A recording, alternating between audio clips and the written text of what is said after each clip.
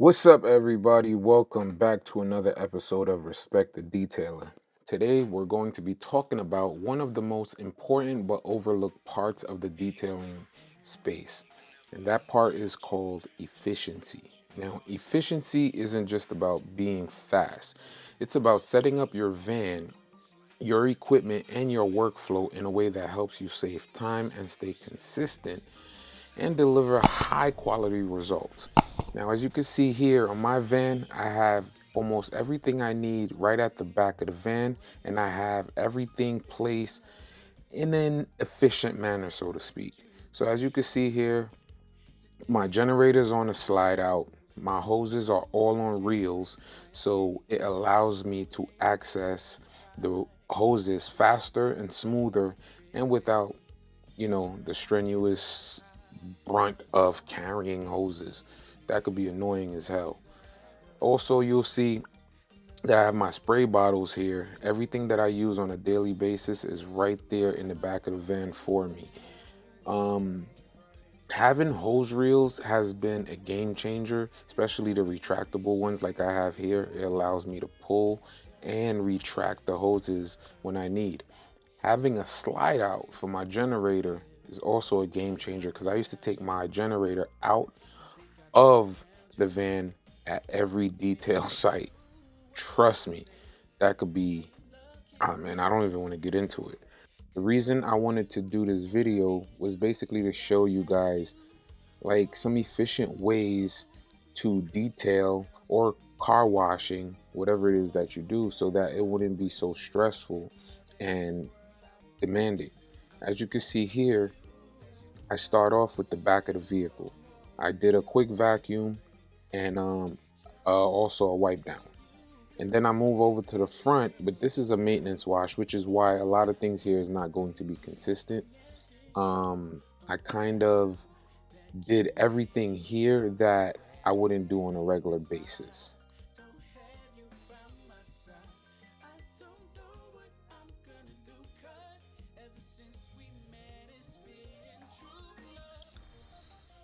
As you can see, I try to keep most of my products close in reach, so therefore I can access them when I need it.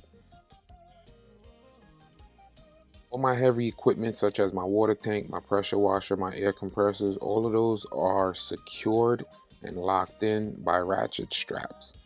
If you don't know where to get ratchet straps, you could go to Harbor Freight or Tractor Supply. And even Walmart, I think, sells ratchet straps so you can strap your things down. Now, what I want to talk to you guys about is workflow. Workflow. Once you have your van set up or your shop set up, if you have a shop, now you need to find a disciplined way to wash the cars and have a strategic workflow that works for you. Me, typically, I like to start from the back. From the trunk, I will vacuum out, then blow everything forward, and then I'll vacuum out the rear seats. Then after that, I'll vacuum the front seats last, whether I'm on the passenger or the driver's side. The reason I do this is because it caused everything to be localized, all the dust and debris to be localized and centralized in one location. So when it's time to vacuum, I'll just vacuum, do a final vac up front, and I know I'm done. I also like to work in zones. So after I vacuum the trunk, I'll start wiping down the trunk. Then I will move to vacuuming the rear passenger side. I'll vacuum the seats, then vacuum the floor. And then after that, I'll proceed to wiping down, steam cleaning, shampooing seats if that's required. And then I'll do door panels and things of that nature in that one section and before I move on to the next section. The next section, which will be the passenger front, where I will do the same thing. I'll vacuum the floors, vacuum the seats, steam clean if it's leather, apply leather conditioner afterwards, and then after that, if it's cloth seats, I'll apply a shampoo, heat, extraction, steam, whatever. But I make sure I do that section completely, even knocked out the door panels and do the windows. For the exterior, I proceed with a Maybe sometime I'll start with a rinse down completely, or sometime I just start applying wheel cleaner to the wheels and let that set in, and then I'll rinse down the whole vehicle and also rinse the wheel cleaner that I just applied before I start agitating and cleaning the wheels. That's followed by, depending on how I'm feeling, I may foam the vehicle, but for the most part, I kind of don't foam every vehicle.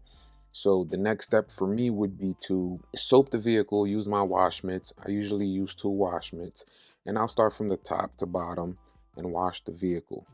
Followed by, if the car is getting clayed, like as you see here, this is just a maintenance wash. I'm not claying it. I detailed this car already, so it doesn't need cleaning. So I would just proceed to the next step, which will be rinsing down this vehicle.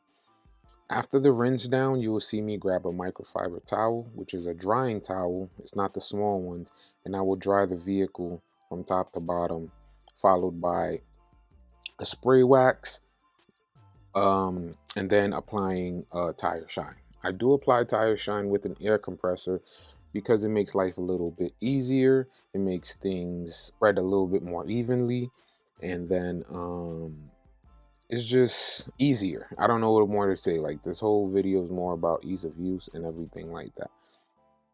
After that, after I apply the wax, apply the tire shine, I spray some air freshener if the client wants, and boom, I'm done. This maintenance wash is pretty much done.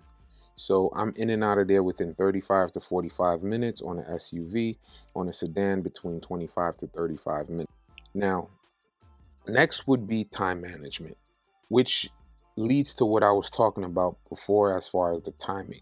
Set a goal time for your details. If you have an Apple Watch, set a timer. Say, hey, this is a full complete detail. I'm going to set 30 minutes for the interior, 30 minutes for the exterior, and then another 15 to 20 minutes for claying or light polishing or something like that.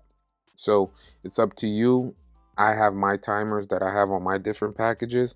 I think you should do that. Setting timers are very good, and it also helps you track your workflow. So if you see today you did a SUV and it took you 3 hours, tomorrow you may do an SUV and it may take you 2 hours, 2.5 hours. So you'll see as your workflow develops, your time will also be minimized as well. So these are things that I wanted to drop for you guys, and also just make you guys understand the these are things that I wanted to drop for you guys, and also kind of clarify and simplify things for you so you don't take detailing as a task, as hard as people make it seem. Because I've watched a lot of YouTubers, and trust me, the money's good, but the way these guys describe certain things, it'll give you a headache. It'll make you never want to hit the road and start getting this paper.